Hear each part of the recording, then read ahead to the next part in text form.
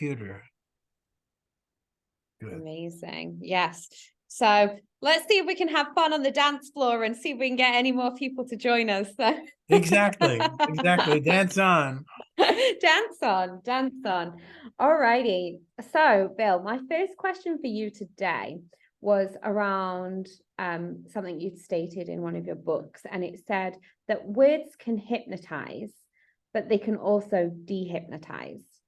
So, interested to hear your thoughts.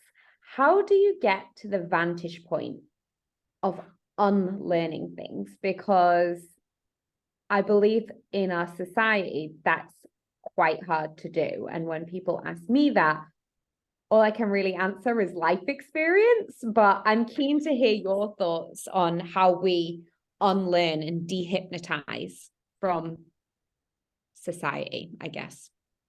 Well, that was a good short answer, life experience, but there are specific methods to speed up the effects of life experience. One is to understand that we've been conditioned. It hasn't necessarily been like brainwashing in a Orwellian sense. It was people who loved us, our parents, trying to teach us right from wrong and to do things that would make us able to get along better in society and become successful and happy. And they had nothing but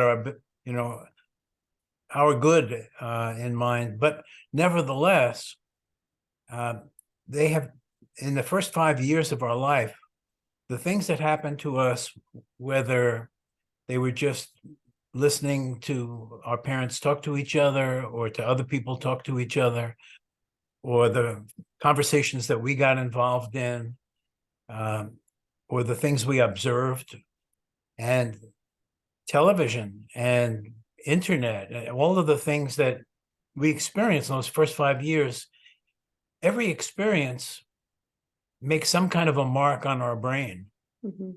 And neurons get built and association paths get created between neurons. And then we have some traumatic experiences, unfortunately. We all do. Growing up and throughout our lives, there are always some traumatic experiences. So all of those things have effects on our subconscious mind.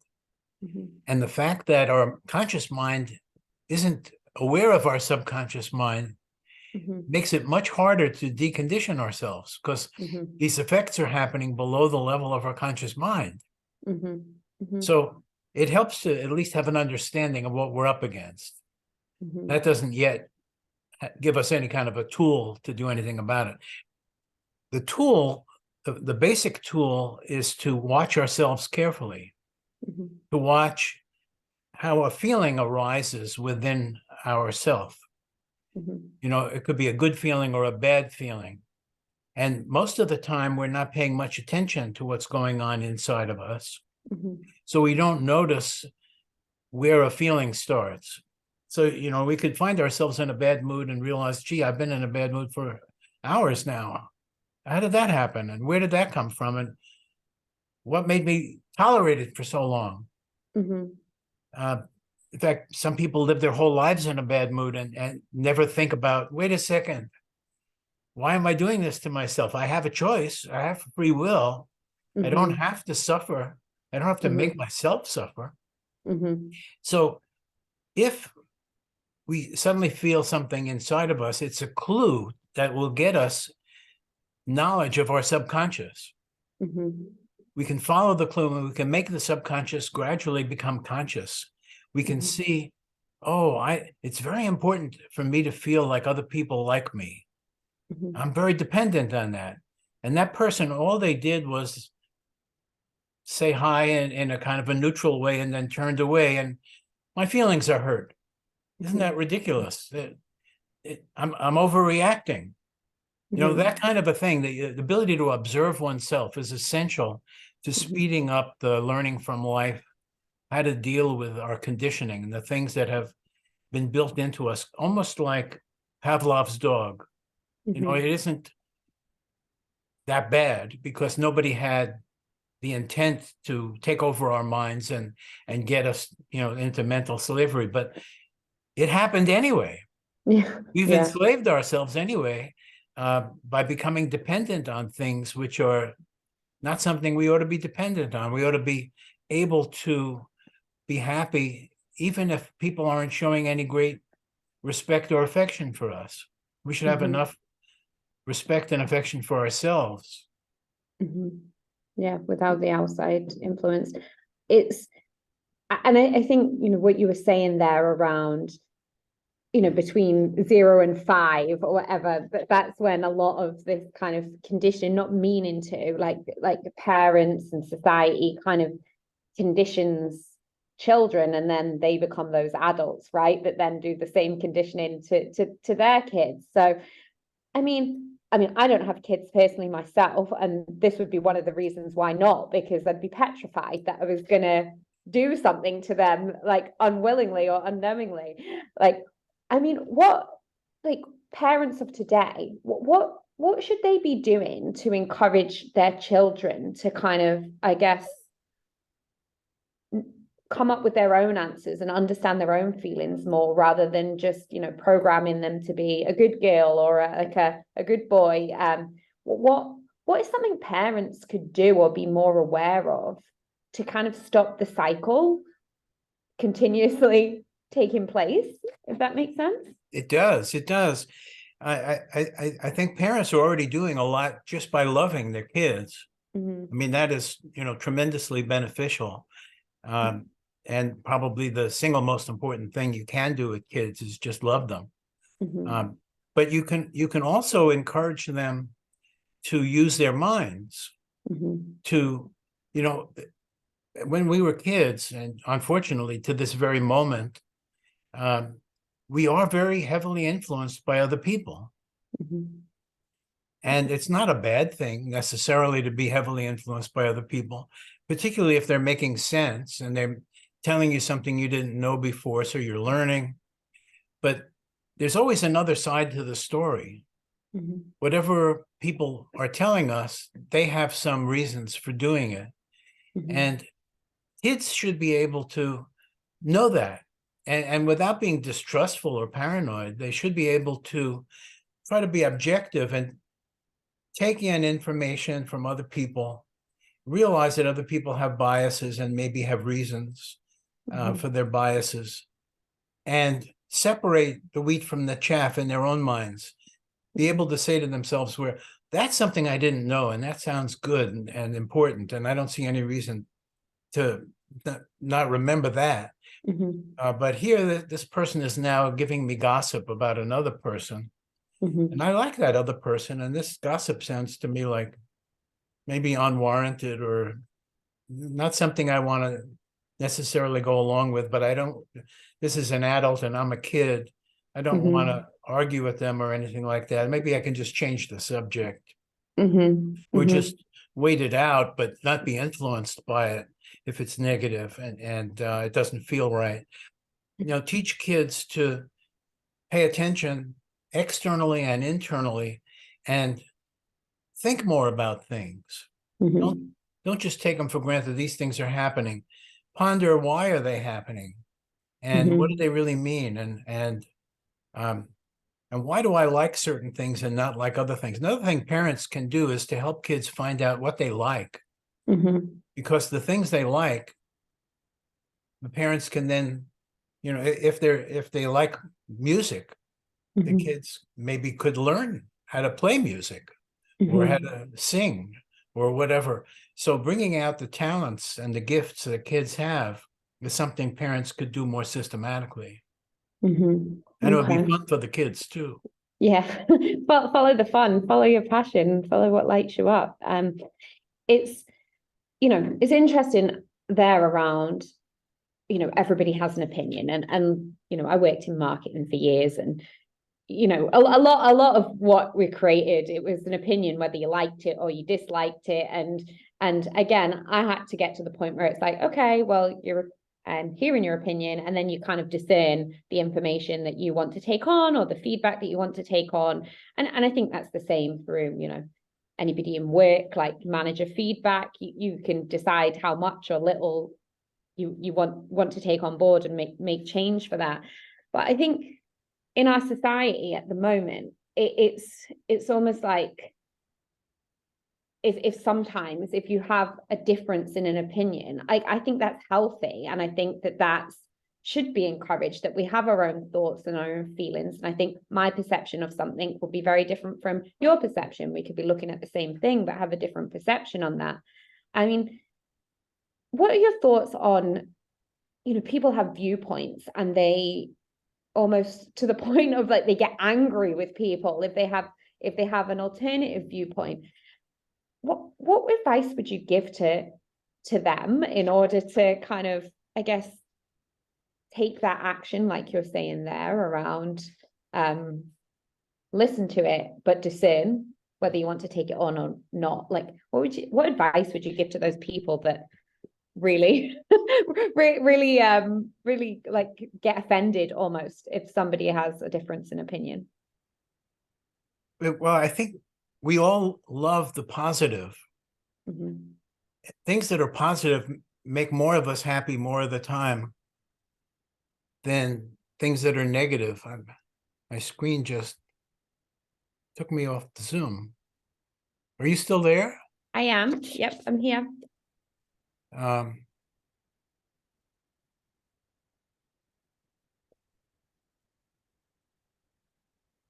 am I not? You find me? Can't find you. If you're anything like me, you've got lots of tabs and then it gets lost. I know. Andrew, you're gonna have to cut this part out, Yeah. Hi, Andrew.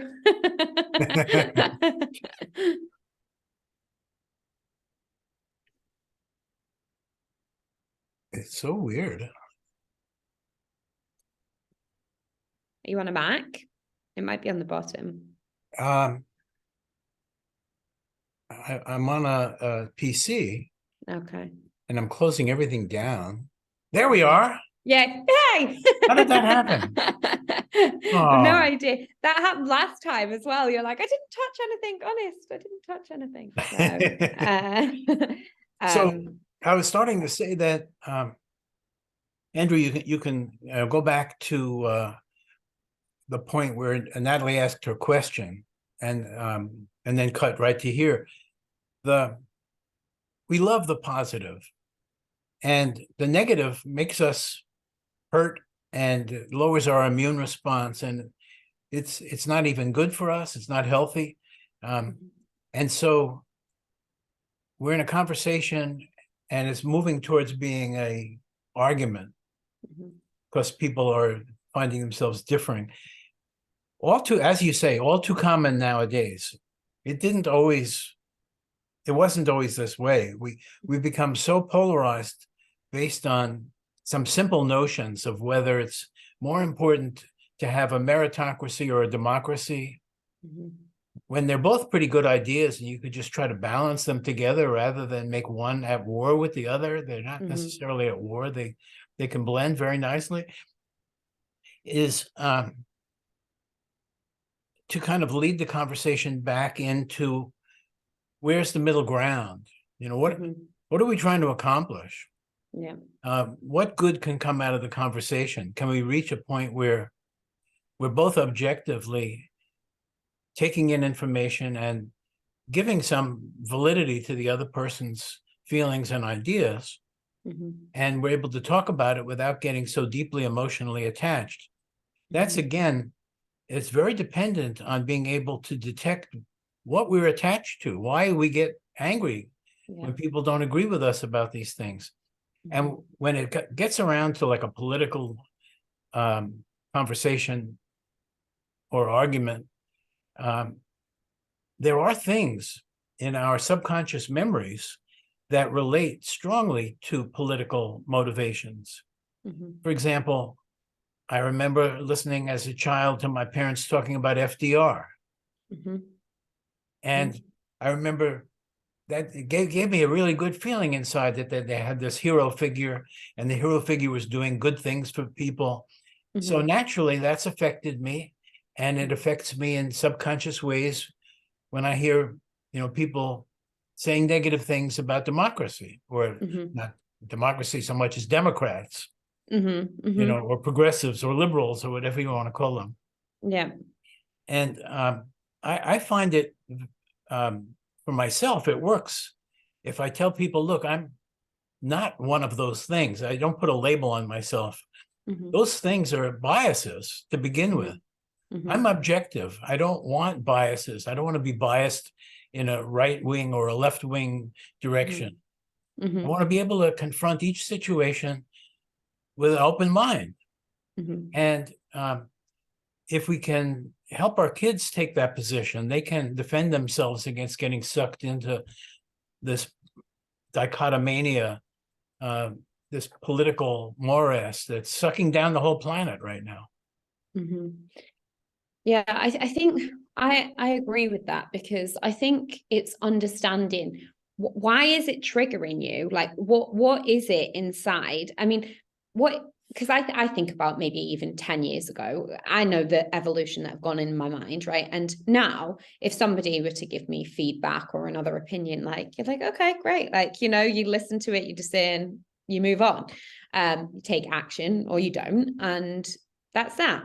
But thinking about, perhaps where I was in my, consciousness level, I probably, if somebody gave me a certain piece of feedback, I'm sure maybe I wouldn't have outwardly said anything, but maybe I would have been really hurt, or I would have been, I would have chewed on it all evening, like, oh, my manager gave me this feedback, and and I think that's it. It's uncovering what is, whether it be in work or whether it be political or whatever, what is actually triggering me here? Like, what is, and I think to some extent it can come down to either your values or, needs, or your insecurities or something. But again, it's that subconscious level that you talk about. It's not outwardly seen, but all we see, is angry people that, trying to make themselves heard. But actually, if they did that self-reflection to understand what was underneath, then the answers are probably there. I think that's very well said. The metaphor I use with myself is, they're pushing my buttons. Do I want to have buttons that people can push? Do I want to be played like a violin? No, I don't want to have those vulnerabilities.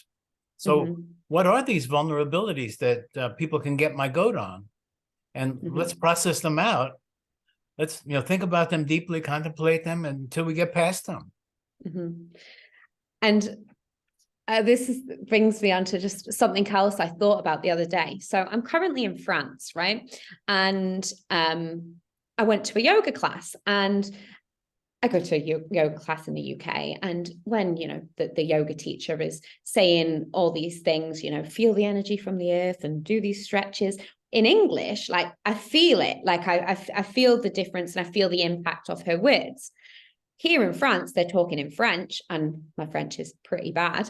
I feel nothing, right? I feel nothing in that I'm there and I'm doing the yoga, but I don't have that same feeling. So for me, that was just a really solid example of where we put our emotions behind it, because somebody's talking to me in French and I feel nothing, whereas they talk to me in English and I do.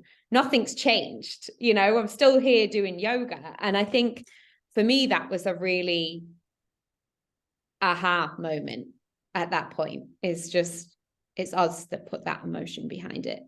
The connection between feelings and language. It's so powerful. That's where you started this conversation. Words can hypnotize and words can dehypnotize. They are tremendously powerful. It isn't like we invented language. We're discovering it. It's natural. It's part of us. It's intrinsic to our being.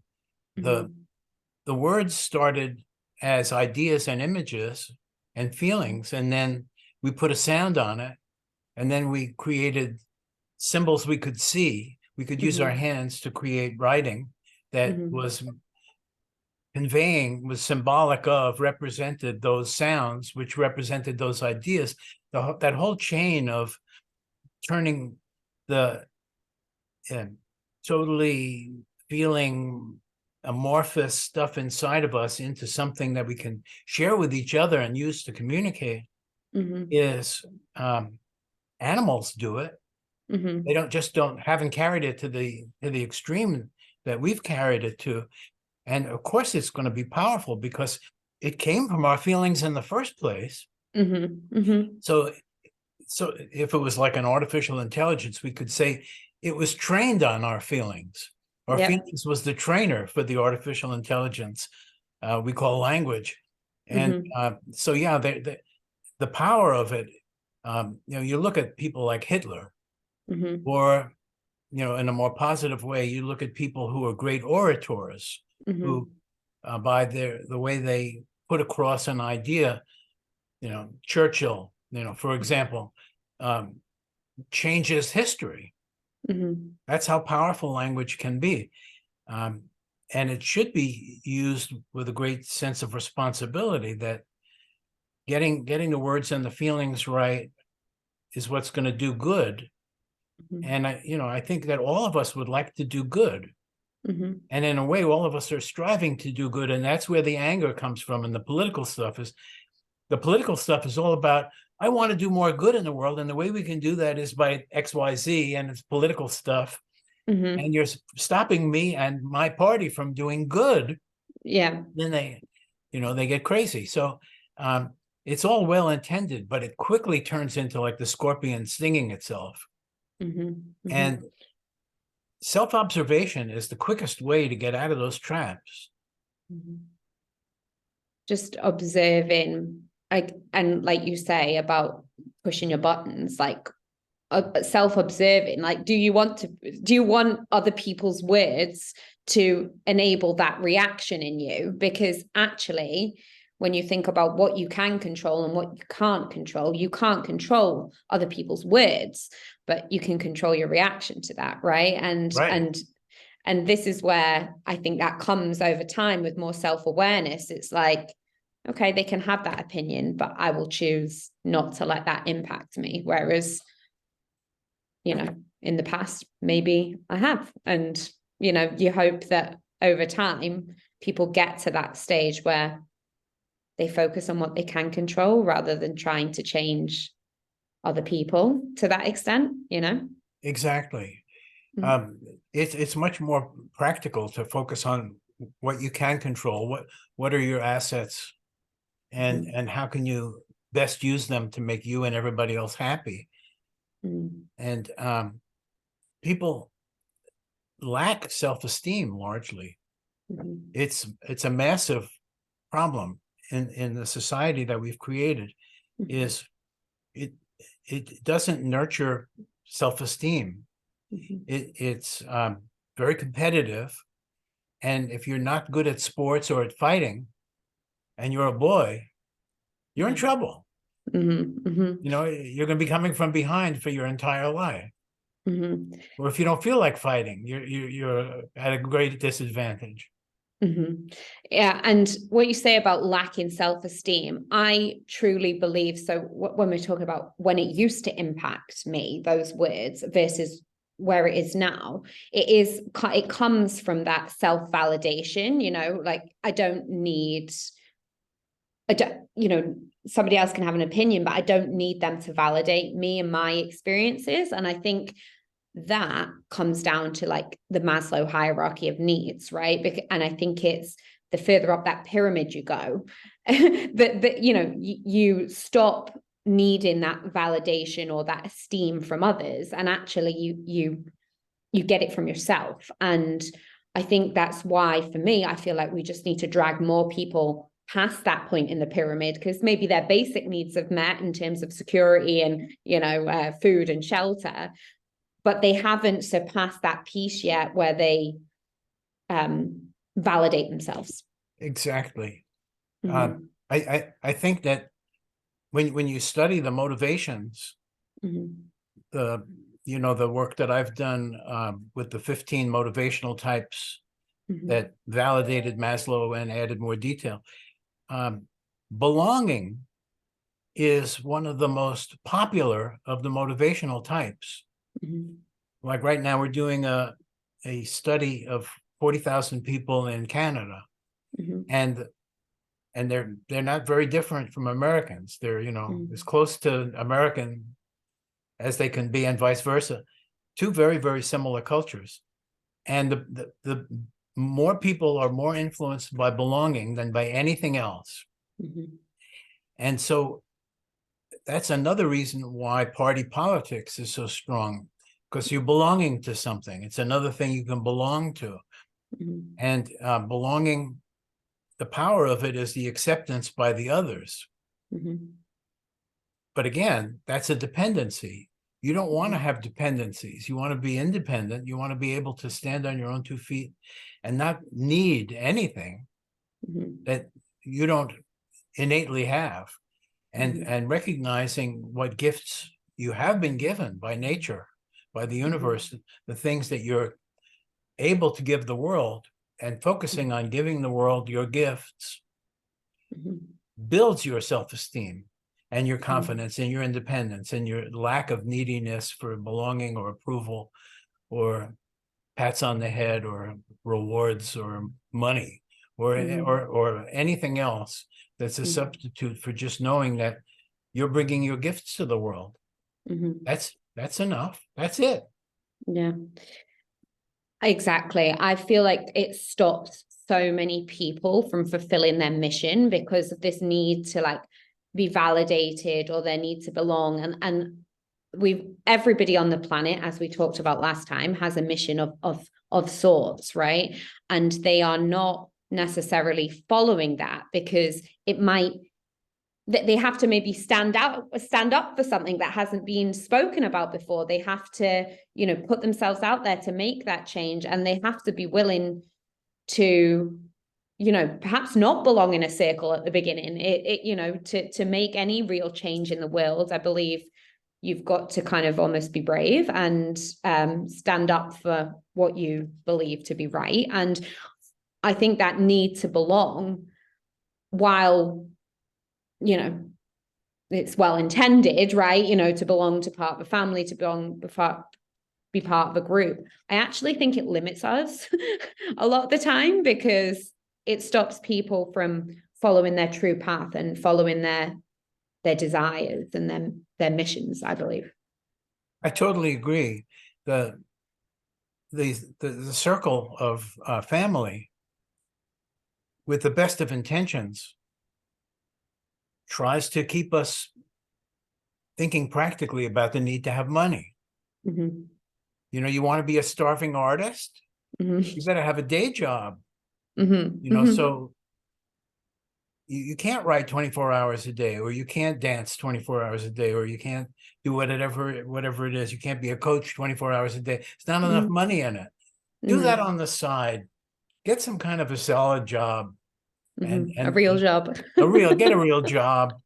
And then you can entertain these, hobbies, avocations, desires you have, which is really putting down the person's dreams and visions and their potential to do giant things in life is just treated as if it's a side thing, because it isn't a guaranteed way of making money.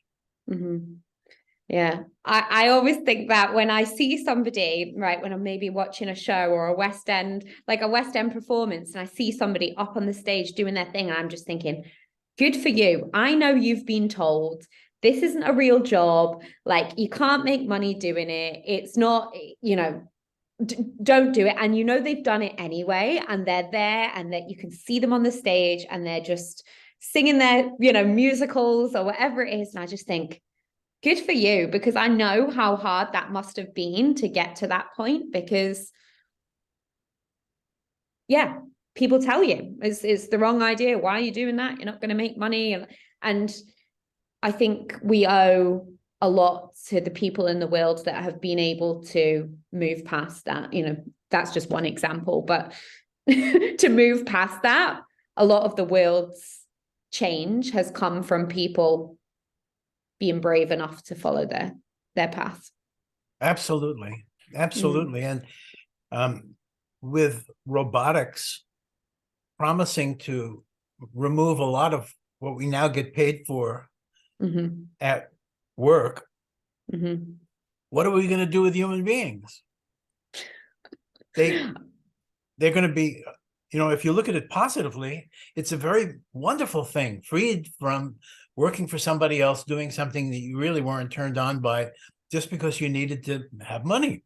Well, if the system is set up in such a way that you have things like YouTube and TikTok, and people can be entertained by or learn something or both from what you have to say, then maybe being quote unquote artistic isn't going to be as difficult in the future because of robotics.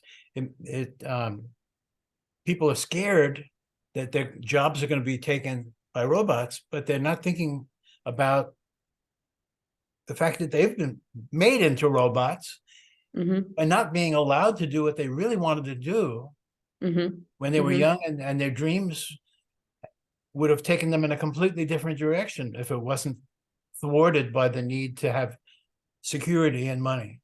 Do you think people, because I get this a lot, right, in coaching clients, and it goes, what do you really want? Like, what do you want? And like the answer of so much is, I don't know.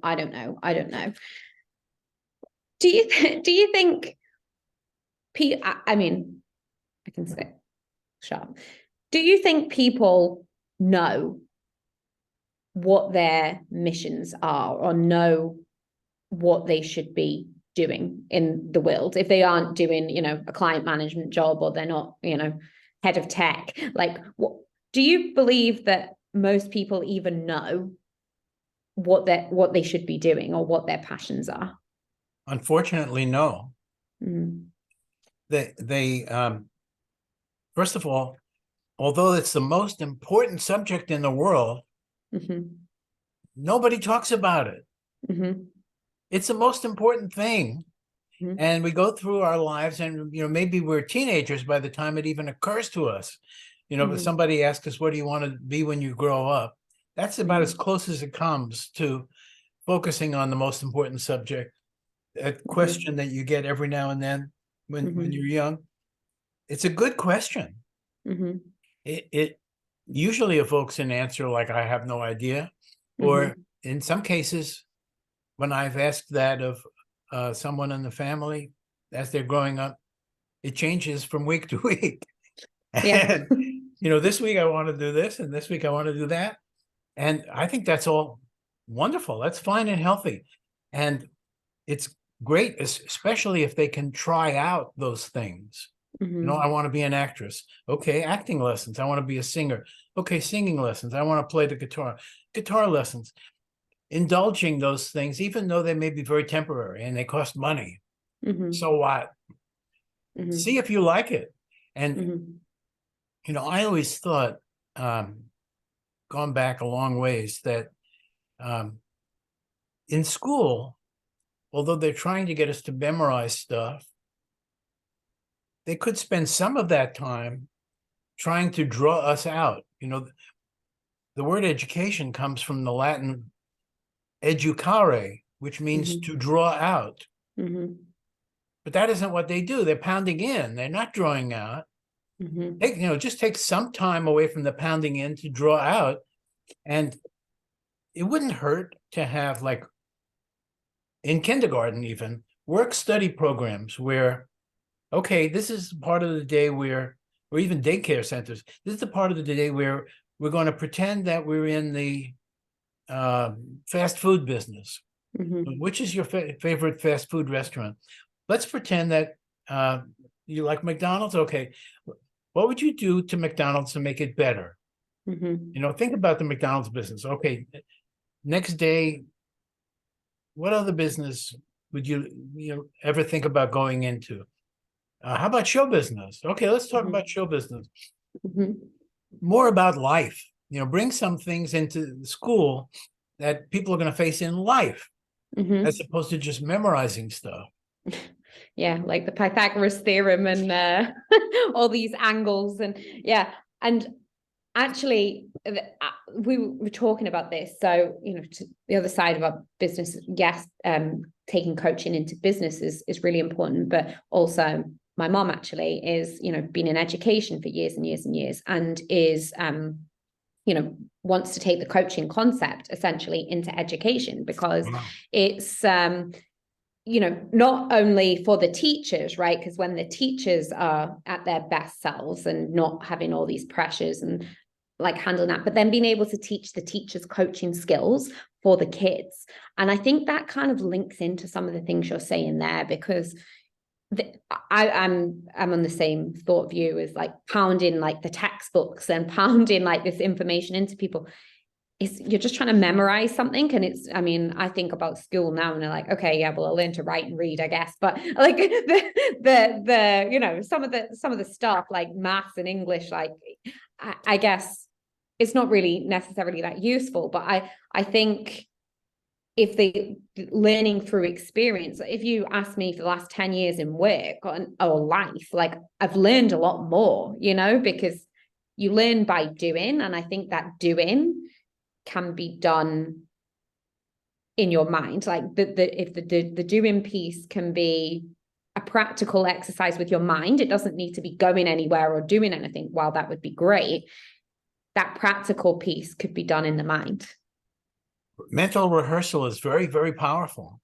Mm-hmm. And should be taught in schools. I love the idea your mom has of bringing the ideas of coaching and the methods of coaching into schools for teachers and for students. It's brilliant.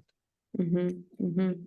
Yeah, and hopefully make an impact. Like where we started this conversation of kids at 5 being like conditioned, right? To kind of or be hypnotized, as we called it. If we could bring some good to stop that cycle happening over and over, I think would just be amazing. But anyway, sorry, that was one question gone on for an hour. So here we are with our next one. So in the book, you talked about talking versus thinking. And you said talking isn't motivated by search for the truth, but instead approval.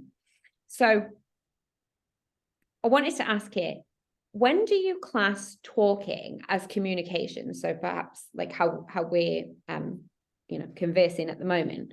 And when do you class talking as the need for approval? Like how would you define the two between communication, conversation, and looking for approval? It's for example, healthy to start a conversation with some objective in mind. Mm-hmm. And getting to know the other person might be the objective. Mm-hmm. They might want to get to know you better. Mm-hmm.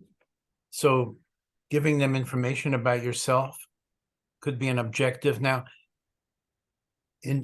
right there's a problem, because as soon as you start giving information about yourself, you're biased. Mm-hmm. You want to give information about yourself that is going to get you acceptance, approval, not condemnation. Mm-hmm. You're going to try to avoid revealing anything about yourself that's going to get you condemned. Or in a conversation, particularly in work matters, in a work situation, the objective might be something very practical, like, why are we having this meeting? We're trying to discuss something because we're trying to make a decision. Mm-hmm. So the conversation is grounded, is anchored in, we're trying to figure out whether to do A or B. Mm-hmm. So we can, discuss, why are you so in favor of A, and why haven't you noticed these advantages of B? Mm-hmm. All of that is, constructive conversation that is leading towards practical truth. Mm-hmm. And is trying to avoid the needy part within oneself, that the ego needs and the acceptance needs and the feeling of not being good enough and therefore having to somehow score some points to feel better about yourself. All of those hidden needs are things that are going to distort your ability to communicate effectively. So being aware of them and neutralizing them by sheer force of will and courage gives you the strength and the self-confidence to be open to your intuition suggestions and to go with the flow of an idea that might pop into your head. And, you know, all you have to do is make sure that the idea that pops into your head doesn't have any negative feeling attached to it. If it doesn't have any negative feeling attached to it, it's probably safe to cautiously bring it out in the conversation. You know, have we considered XYZ yet? You know, give yourself a moment to think about, well, maybe it was something we talked about 5 minutes ago and I just wasn't paying attention. So be cautious, but bring out the idea, go with the flow of your intuition. So these, what we're really talking about here are these micro momentary operational steps of doing things in life, which we rush over and go through automatically without thinking about the fact that there are steps involved in having a conversation.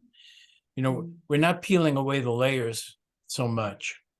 We're just going with, it's not so much the flow, we're going with the conditioned habits of society. And some of the habits are useful habits like cleanliness, and some of the habits are counterproductive habits like trying to sneak in positive pitches for yourself at every opportunity.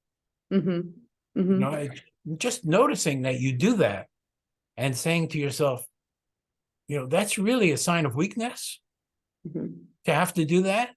You don't have to keep pitching yourself. You think that's not obvious to other people that you're trying to pitch yourself?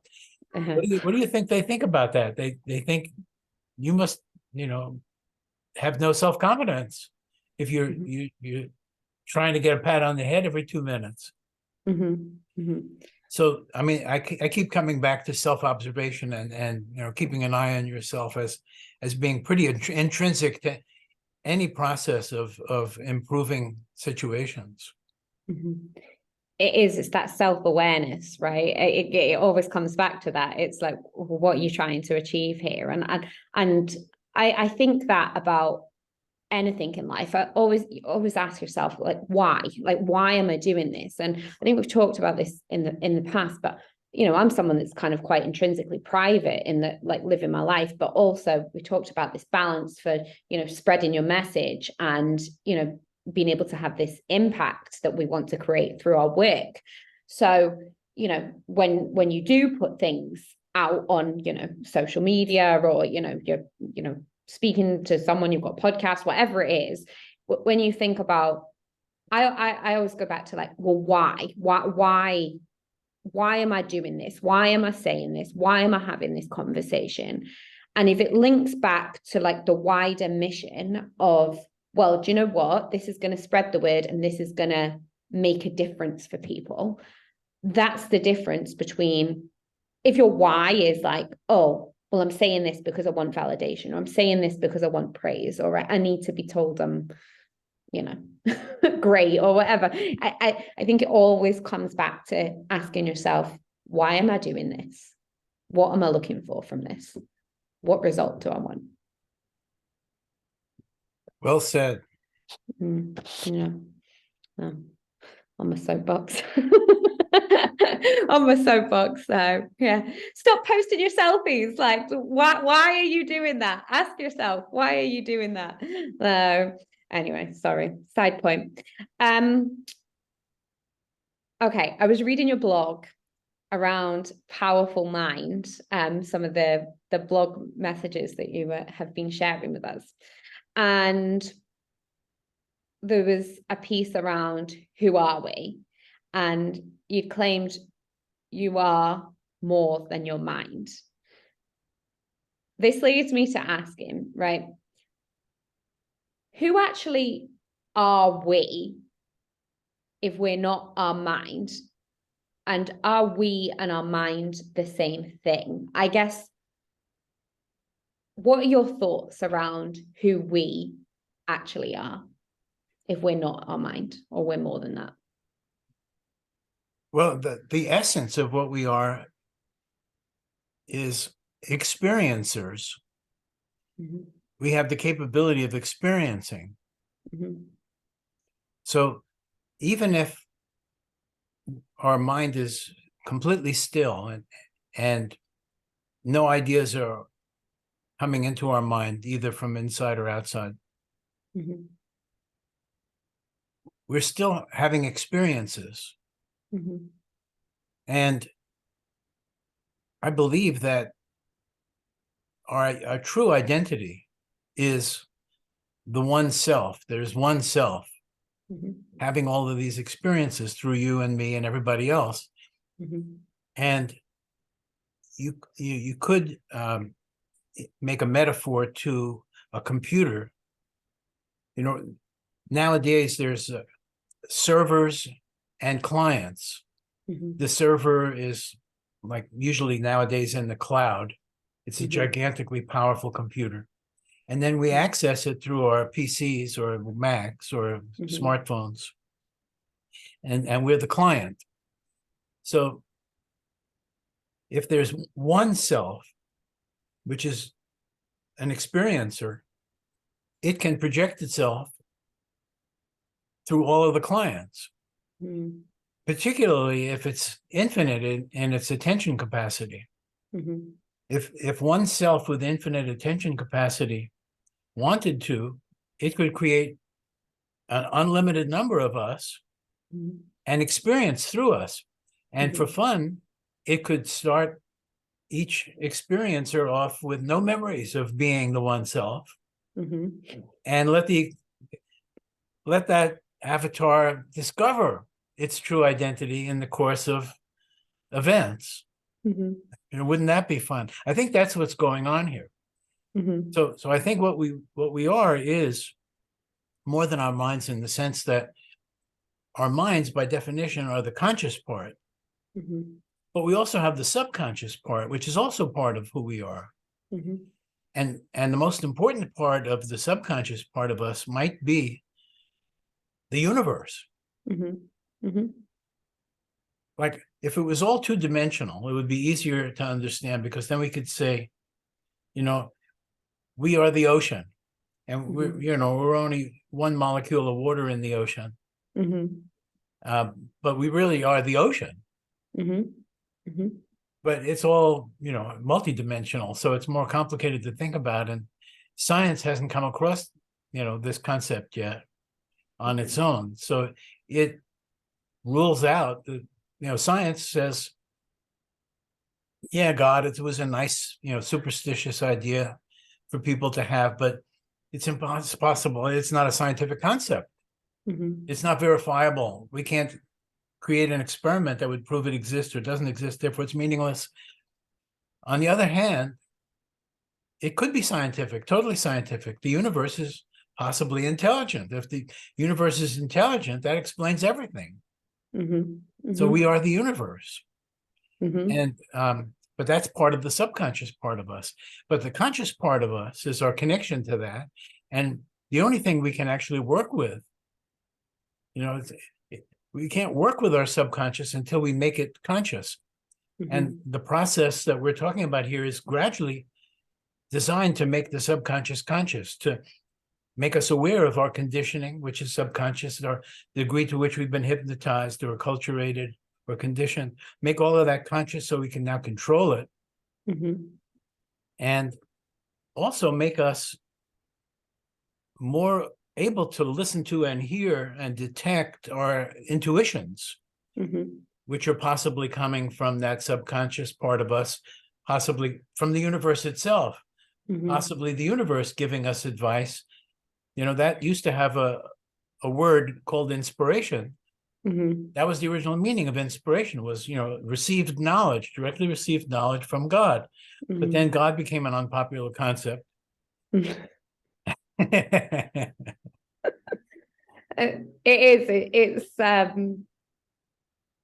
I agree. Just so you know, I agree with all that. And I believe that we're here in just like a video game, and it's you might as well have fun with it, because guess what? Like, we are all one. And I think that's something that, I guess for me, it makes things easier, right? You know, like, you know, going through life or going through business, I see every single person that is sent to me or I'm crossing paths with. There's a reason for it. There's a reason they're part of my story, and they're part of the why. They might not make sense right now. They might be a big impact of the story. They might be like, you know, be like an extra, right? Like in the background.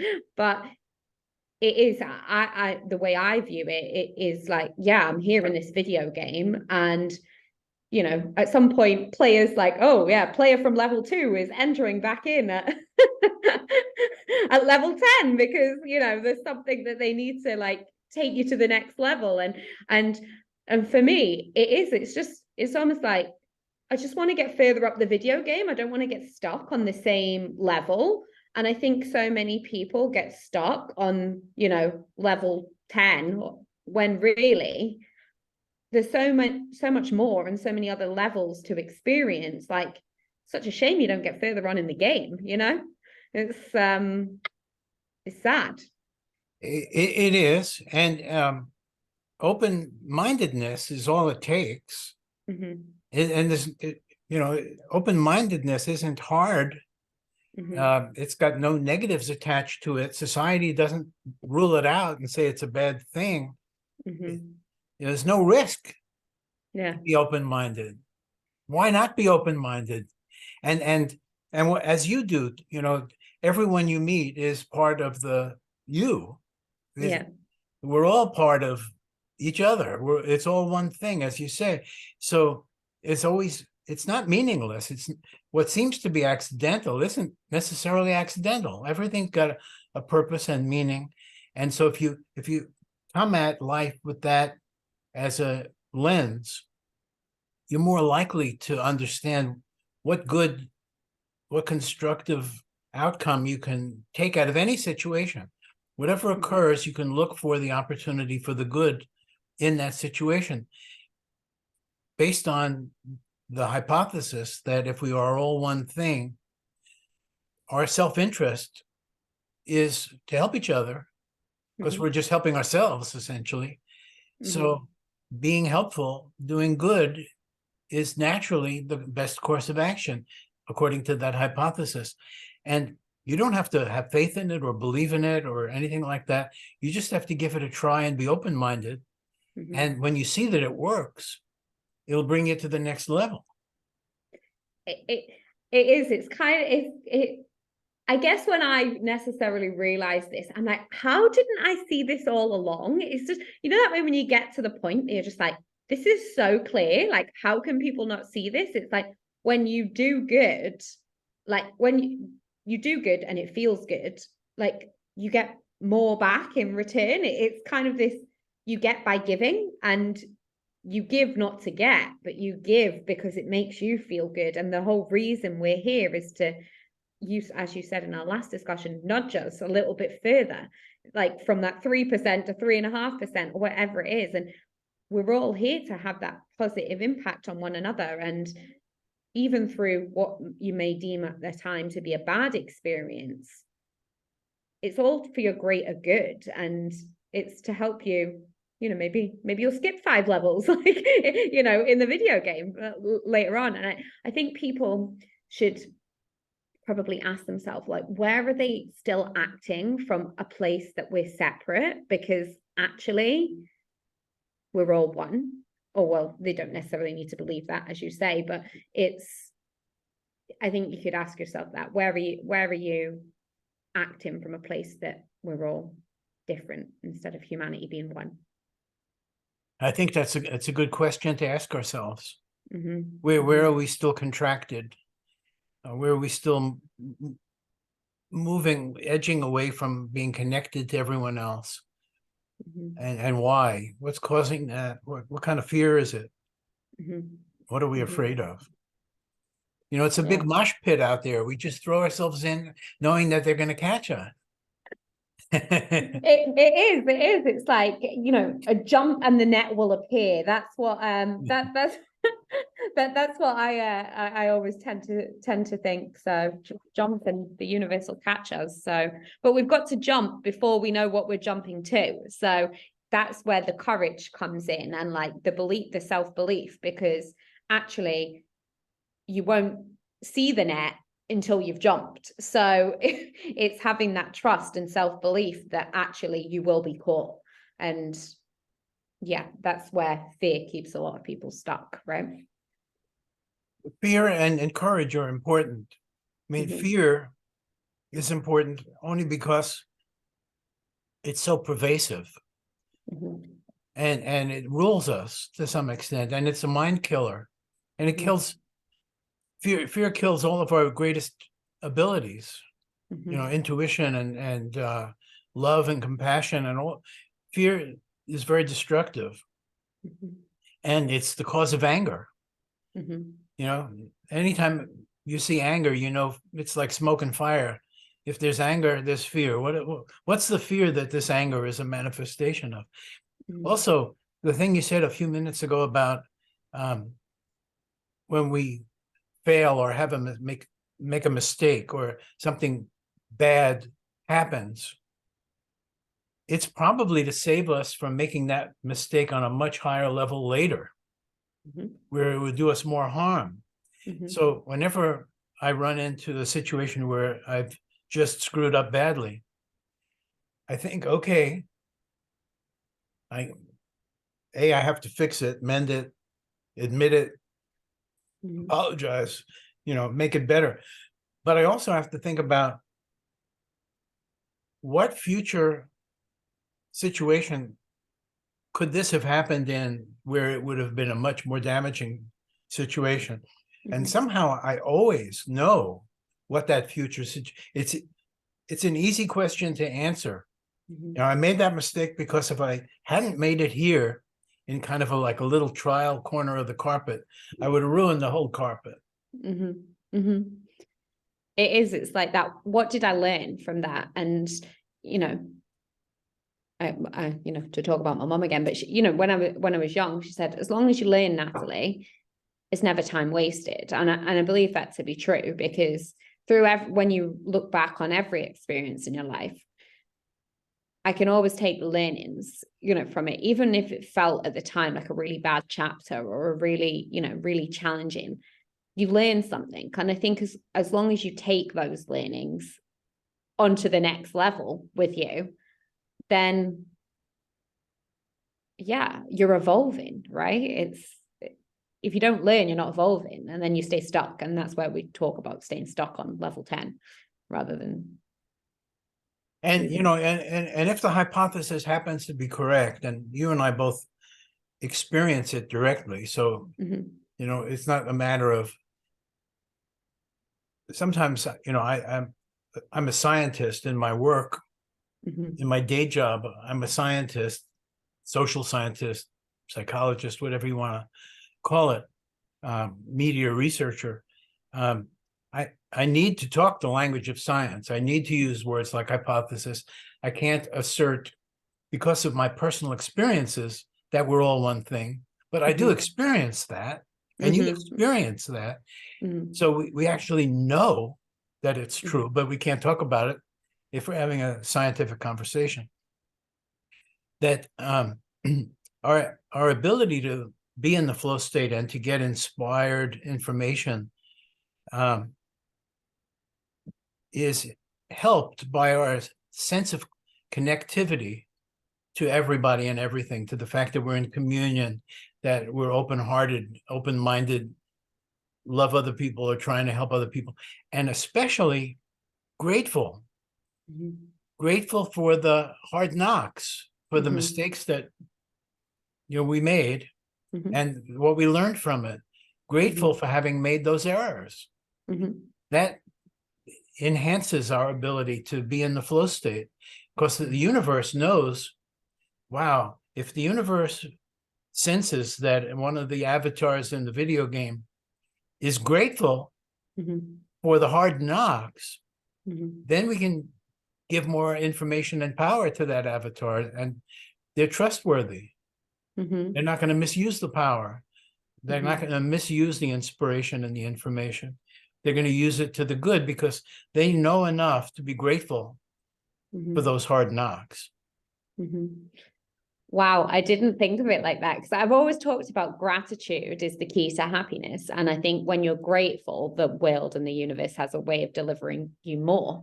But I didn't necessarily think about how gratitude is basically the universe showing its trust to you almost. You can have more insights, you can have more powers because you're not going to misuse this because you're grateful.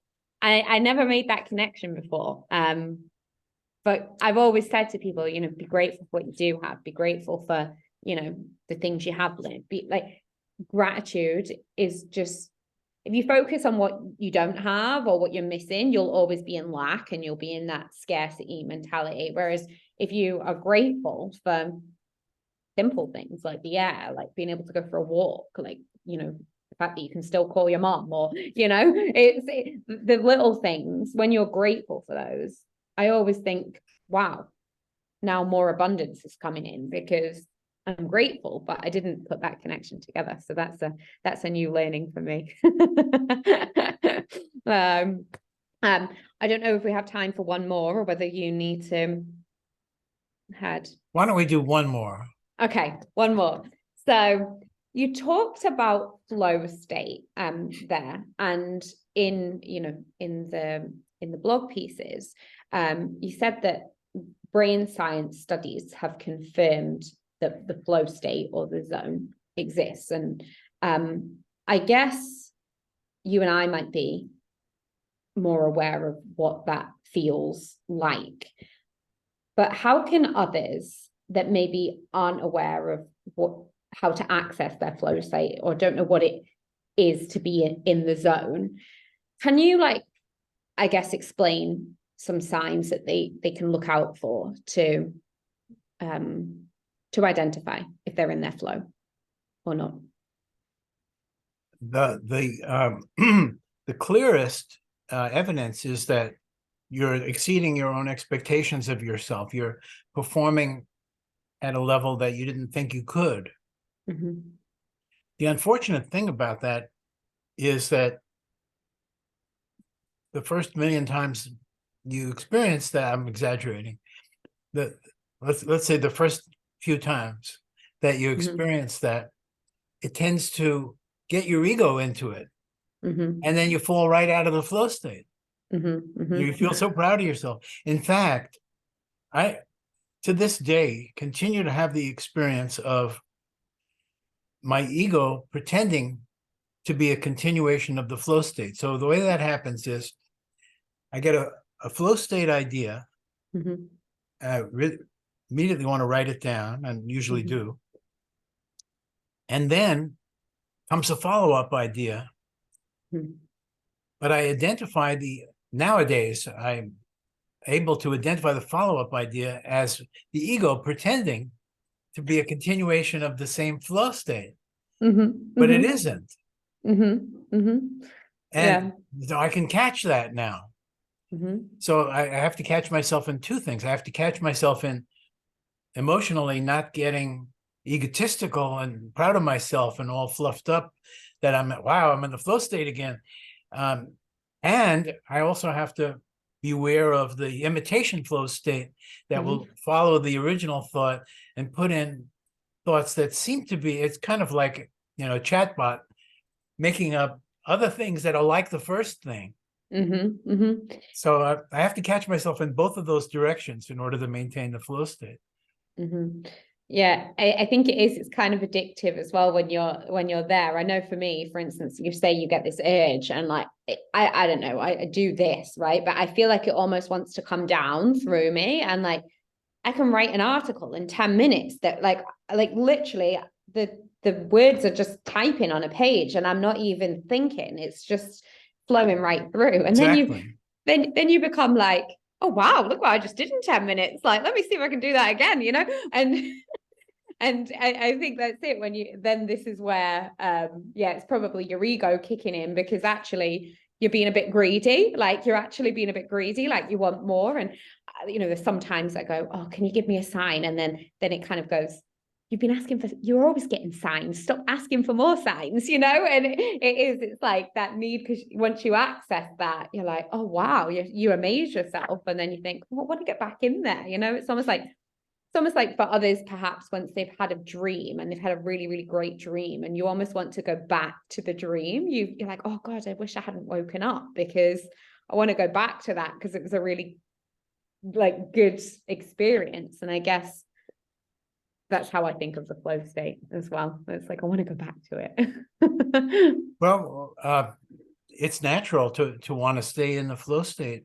And by controlling the inner urges to be greedy, you actually get more flow state. But it's tricky, because the ego is so tricky. It's a good imitator. How much of your day do you think that people can actually expect to stay in a flow state? What's realistic to it? I mean, obviously expect is probably the wrong word, because if you expect, you'll get nothing. But what is the kind of, I don't know, how often are you in the flow state, would you say, in a day? On and off all day. And it flickers in and out. So it might be half the time, as a rough guess. It's more now than it's ever been before, because I've learned a lot of the tricks of the ego and how to neutralize them. But it will also have something to do with how your gift is manifesting in your life. So if, for example, you're a great basketball player, and you've become a professional basketball player, and you get into the flow state doing your gift, so you're a gifted basketball player, it could potentially last through the whole game. Right. On the other hand, if you still have ego baggage, which is very hard to get rid of, possibly even harder for basketball players or star performers in showbiz, the ego is encouraged by a lot of what you live through as a singer or comedian or whatever it might be, an actor, actress. All of those are things where you can get into the flow state, because practice, training, and your own gifts are all coming together, and you're putting your life into that, which was your original gift and mission. You can have a lot of flow state. But if you're successful in the world at the same time, it's going to be constantly dragging you down egotistically. And if you're not aware of that connection, could be a downfall. Yeah, it's but I think because you and I are doing the work that our souls are meant to do, like you say, you can access that, throughout the day. I feel energized, and I'm very, excited about the work I'm doing, and very, motivated to do it. And it's not like, oh God, I've got to get up and do this, I feel excited to do that. But I think that connection you mentioned there about being aware of the ego, and I think the fact that we know that exists is something that stops us, we catch ourselves, right? You can't get too carried away. Yes, enjoy kind of some of the enjoy some of the I guess the benefits that come with being able to live in your mission and serve others. Enjoy the benefits of that, but don't get carried away and with your ego. And I think having that delineation is important. Your word gratitude is kind of key, because it's a positive feeling. And when you're in the flow state, you could just be grateful rather than greedy or puffed up about yourself. That's it. It's being grateful for being able to do this work. It feels like a privilege to be able to do this work, to talk about things like us having this conversation today, right? It's talking about things that literally I just love to talk about. So I feel grateful that this is part of our work and that we get to do this every day. It's a great privilege. And like you said, not one to be kind of misused or you've been trusted with this position, you've been trusted with this mission, and it's our duty to fulfill it and not break that trust or misuse that trust. Amen. Woo! Amen. There we go. Boom. Mic drop. Thanks, Andrew. There we go. He must have fun listening to this. He must have fun listening to this. He's like, oh God, what are them two on about? I know he enjoys our act. Yeah, does he? Oh, that's good. I'm glad he enjoys it. That's why I always think to people that they must just think we're on like on the moon. So, but that's not a bad thing. That hopefully they learn something. Fingers crossed. Fingers crossed. So if Andrew enjoys it, hopefully we can bring everyone into this good feeling that we get, and flow state. Yeah, more people in the flow will make for a better world. And I feel like every day, I don't know if you feel this, but like every day I just, no matter how big or how small, I feel like we're moving forward. I think, just the small things, like I had a couple sessions today, having this conversation, just every day you're just moving, just taking those actions to make the world just a little bit better in whatever way that is. And I think that's what keeps you going every day. You're like, every day I'm making a little difference, no matter.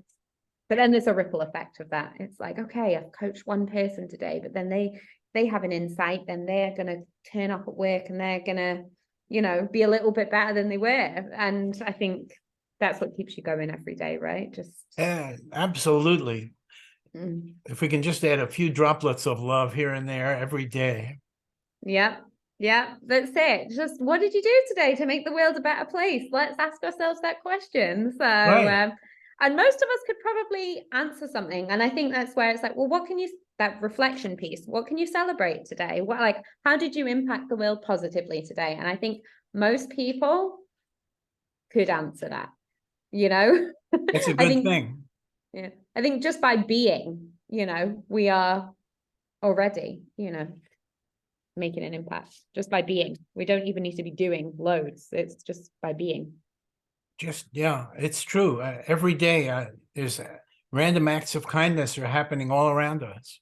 Mm-hmm. Everybody's participating. Mm-hmm. That's what I think. It's like, I think about, if I see somebody like homeless, like on the street, and that way I'm like, okay, I'll give them a tenner, right? And to me, that's like, it makes me feel good to give it to them. But I'm like, oh wow, like, that to them is a really big thing, and that might change the course of their day. They might be able to now go and have a lunch, or they might be able to, do you know? And it's like, and that it just makes you feel so good inside to know that you all these moments are happening, and and it's changing the course in their path, and in whatever small way that might be, even if to us it's not a big thing, but to them it is. So it is. It's changing the course of their day. So I just just take the whole world. Come on, let's do this. Let's do it. Oh God. Right. Well, I will let you get on with your afternoon. And have you got much on this afternoon, or have you got a clearish time? Oh, I've got a nice writing assignment I've given myself. I'm going to enjoy. Yeah. Get in the flow state. Just ask them for it, and there we go. I know. You'll be done in 5 minutes.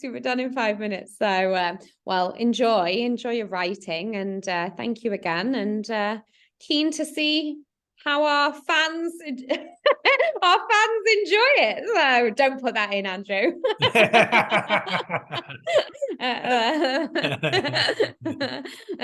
All right, Bill. Well, we'll catch up again soon. We'll do these like semi-frequently, right? We'll do them Very every couple frequently, weeks. yeah. I Okay. mean, we've got enough here for Andrew's going to say, "Oh, you don't have to do anything for a month, Bill." This is a lot of stuff, but I don't think we should wait that long. We should keep this up. Yeah. Okay. We'll keep it up. We'll keep it up. We'll do one another in another 2 weeks or something like that, maybe. Perfect. Okay. Well, enjoy the rest of your day. Enjoy your writing, and we will catch up soon. I look forward to it. Thank you. All right. Me too. Speak soon. Bye. Bye. Bye. Bye. Bye.